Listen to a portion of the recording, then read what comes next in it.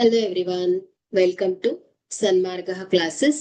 ಪರಿಮಾಣಗಳ ಹೋಲಿಕೆ ಅಧ್ಯಾಯದ 43ನೇ ಪ್ರಶ್ನೆಯನ್ನ ಗಮನಿಸಿ.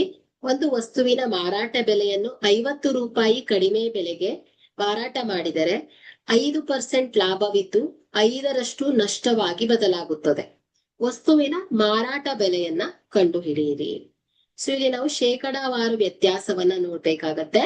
ಸೊ ಮೊದಲಿನ ಲಾಭ, ಸೊ ಮೊದಲಿನ ಲಾಭ ಎಷ್ಟು? 5%. Okay, so plus 5%. ಸೊ ನಂತರದ ನಷ್ಟ ಎಷ್ಟು? ಸೊ ನಂತರದ ನಷ್ಟ -5% ಆಗತ್ತೆ. ಸೊ ಹಾಗಾದ್ರೆ ಒಟ್ಟು ವ್ಯತ್ಯಾಸ ಎಷ್ಟಾಯ್ತು ಹೇಳಿ? ಒಟ್ಟು ವ್ಯತ್ಯಾಸ ಸೊ 5%, ಸೊ -5% ಅಲ್ವಾ? ಸೊ ಇದೆಷ್ಟಾಗತ್ತೆ? 10% ಆಯ್ತು ಒಟ್ಟು ವ್ಯತ್ಯಾಸ. ಸೊ ಈಗ ನಾವು ಅಸಲು ಬೆಲೆಯನ್ನ ಫೈಂಡ್ ಔಟ್ ಮಾಡ್ಬೇಕು. ಸೊ ಕಾಸ್ಟ್ ಪ್ರೈಸ್ ಅನ್ನ ಫೈಂಡ್ ಔಟ್ ಮಾಡ್ಬೇಕು. ಸೊ ಮಾರಾಟ ಬೆಲೆಯಲ್ಲಿನ 50 ರೂಪಾಯಿ ಇಳಿಕೆಯು ಅಸಲು ಬೆಲೆಯ 10%ಗೆ ಸಮನಾಗತ್ತೆ.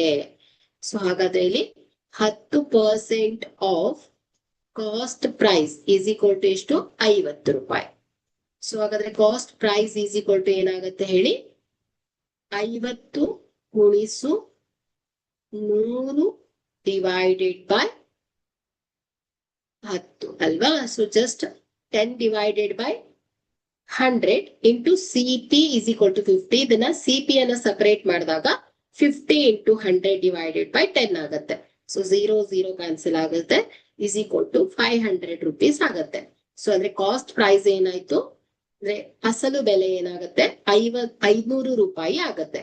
ಸೊ ಈಗ ನಾವು ಮೂಲ ಮಾರಾಟ ಬೆಲೆಯನ್ನ ಕಂಡುಹಿಡಿಬೇಕಾಗತ್ತೆ. ಓಕೆ, ಸೊ ಮೂಲ ಮಾರಾಟ ಬೆಲೆ.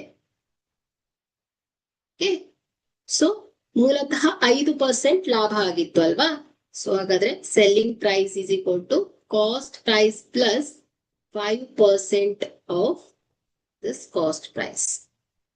Okay, so SP means selling price ಅಂದ್ರೆ ಮಾರಾಟದ ಬೆಲೆ ಏನಾಗುತ್ತೆ? Is equal to cost price ಎಷ್ಟು? 500 plus 5 divided by 100 into 500.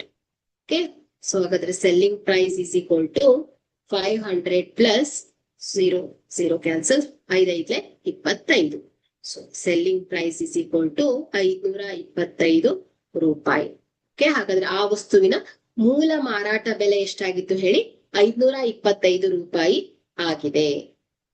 Okay, thank you.